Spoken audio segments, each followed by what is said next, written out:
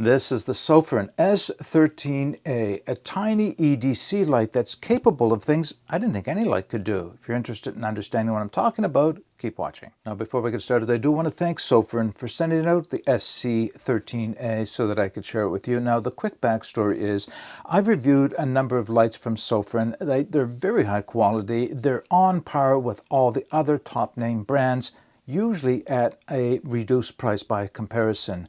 So when they reached out recently and offered to send me another light, I actually considered whether or not I wanted it, not because I didn't think it was going to be good quality, but I had just reviewed so many other similar lights recently, I wanted to give that style a break.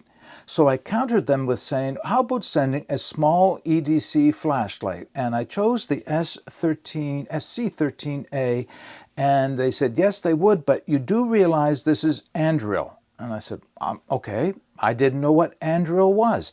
Anduril is an operating system that has such degrees of complexity to it, you will be amazed with the type of things that you can do with this light. Now, it has both a very simple mode, which is what I'm going to demonstrate it in today, and a very advanced mode, which I'll talk about what you can do with, but I'm not the person to demonstrate those things. But I do also want to point out that this very same flashlight does come with two other models that have simpler operating systems if you prefer that. So if you like all the features I'm about to show you on the SC13A, but don't want to get into Anduril, and I can understand why after having played with it for a little while, then there are a few other options for you. Now, what we'll do is we'll go down to the tabletop. I'll go through the light's key features, its physical, its performance specifications. We will get outside and do some demonstrations with it, but I'm also going to talk, like I said, just briefly about what Anduril is all about. Now, before we focus in on the light itself, let me share with you what it came with. This is the box the light arrived in. Nice, simple box.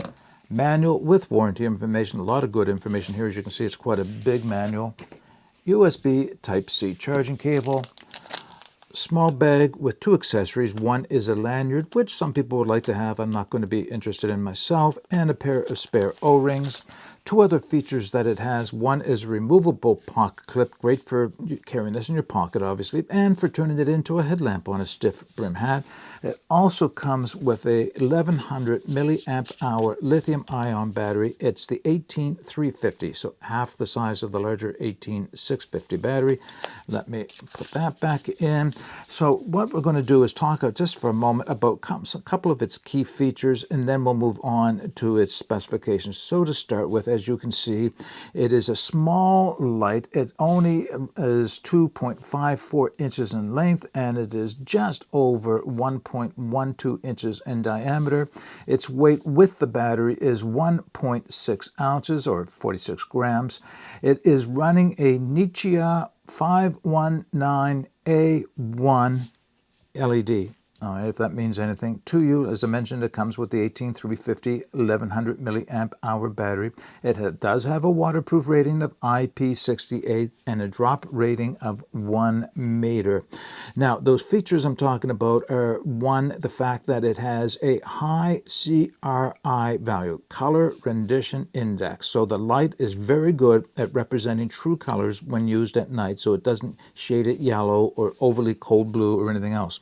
The other feature, which I expect on a small light like this, is for it to be magnetic on the base, and this one is, of course. It is rechargeable with that port there for the USB Type-C. I like this to keep it covered over with the pocket clip most of the times, and obviously a nice, easy to find button for operation as well. It has a Fresnel, I always mispronounce that, type of a lens over the LED to help focus it. So it just looks like a series of concentric circles that will help to magnify and focus the light. So that's a neat little feature. We'll see when we get it outside just how much of a difference it actually makes. Okay, now we're going to go into the performance specifications of this light, and it's different depending if you're using the simple mode of Anduril or the advanced mode. So the simple mode gives you just two figures here, a lowest lumen setting of 1 lumen, which would last 192 hours, and the highest lumen setting of 1050 lumens, lasting 3 hours and 5 minutes. Now, it's capable of more than that, but in order to get to those higher lumen settings, you do have to understand Anduril. So on Anduril, same thing, 1 lumen on the lowest, but 1300 lumens on the highest. So if you want to take the time to learn all the ins and outs of Anduril, then you can get access to those higher settings. Now, as I go into the operation of the Sofirn SC13A, I mentioned already that this one comes installed with the Anduril operating system. And basically, this is an operating system that gives you a great degree of versatility in predetermining all the settings that you want to use for it. The nice thing about this system is that it works both in a simple mode as well as in an advanced mode. Now, in the simple mode, that's what I'm going to be demonstrating. It still has quite a few features going for it, but in the advanced mode, for those who want to take the time to learn it, you can infinitely customize all the different lumen settings. You have access to a higher lumen setting. You have access for timers on the lights, how long it will remain on. It just amazes me how many different things that are available to you. Now, I'm not going to go through those. Either you know Anduril or you're willing to spend the time to learn Anduril. The manual and lots of online help is out there for doing so. What I want to go through is the simple operation of it, and then we'll get it outside. So to start with, simple. If you want to turn it on or off, it's a one click of the button, and it will come on at whatever the last lumen setting was, and in this case, it's way down at low. If I press and hold, it's going to run up in a ramping mode to the highest, and if I let go and press again, it runs all the way down to the lowest. All right, so that's a nice feature. Now I'm going to turn it on, and I'm going to run it up, we'll say about halfway. I'm going to turn it off. If I want instant access to the lowest mode, it's press and hold.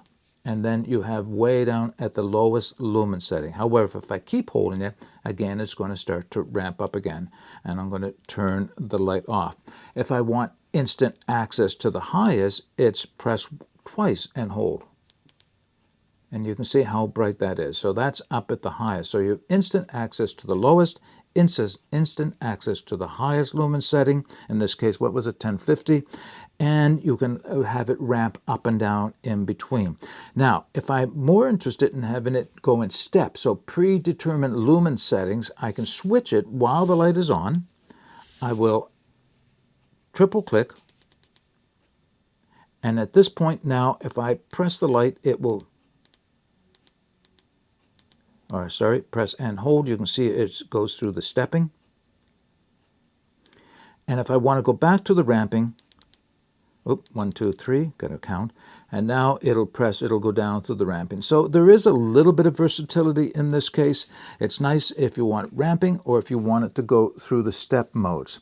Now, there are a few other features in this that are a little bit more challenging to demonstrate, but what I want to talk of is about what in fact they are. So you have strobe and SOS and beacon modes as you might like, but they're different than anything that I've seen on any other light. For instance, you can do a candle mode where the light flickers. You can do a bike flasher, which is a type of a strobe that allows you to use this as a bike light.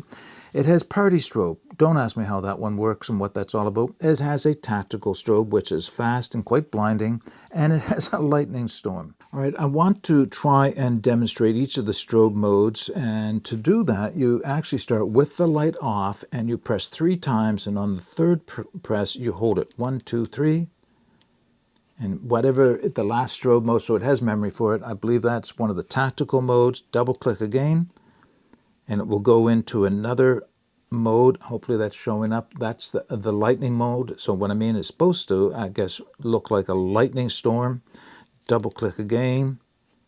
And this is the candle mode, so it stays on. It just flickers in intensity. Double-click again. And this is the bicycle mode. Double-click again.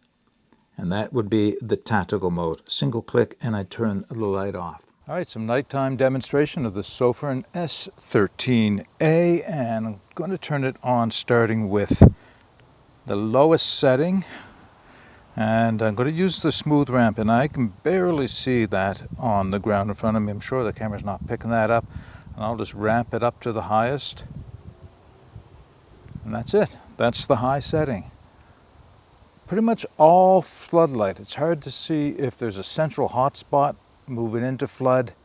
I'm going to call this pretty much all floodlight, and it does a great job at high of illuminating my yard and the neighbor's yard and a little bit beyond. All right, a few closing thoughts for the Sofirn SC13A EDC flashlight. So I guess the question I've asked myself quite a few times is, if I had it to do all over again, would I still take the light with the Anduril operating system? The answer is probably not.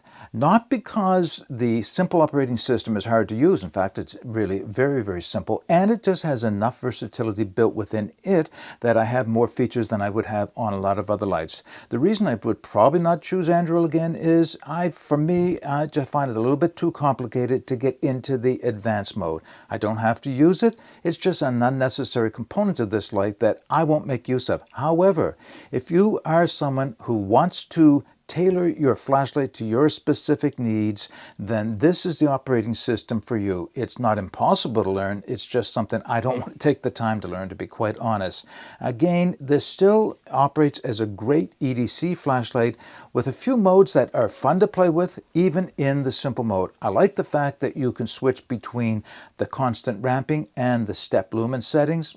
Both are great. I'll probably use the constant ramping, turn it on and off in whatever light mode I want, but I know I can get instant access to the lowest and instant access to the turbo or the highest setting very quickly as well. I really like the form factor here. It's small, compact, it still has a lot of capability. The wasp waisted body to this is actually quite comfortable, makes it kind of easy to hold on to. The fact that it has a deep pocket carry clip, which you don't have to have on. If you want to take it off, you can do that as well.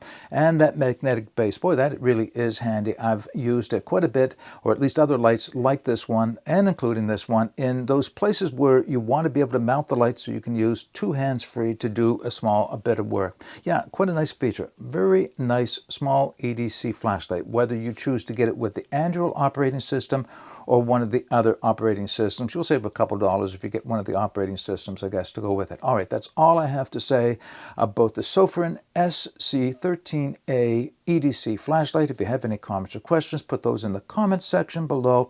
I'll be putting all the specifications for this light in the video description, as well as the links if you want to take another look at it. But until next time, get out and explore and take that path less traveled, because it will make all the difference. Bye for now.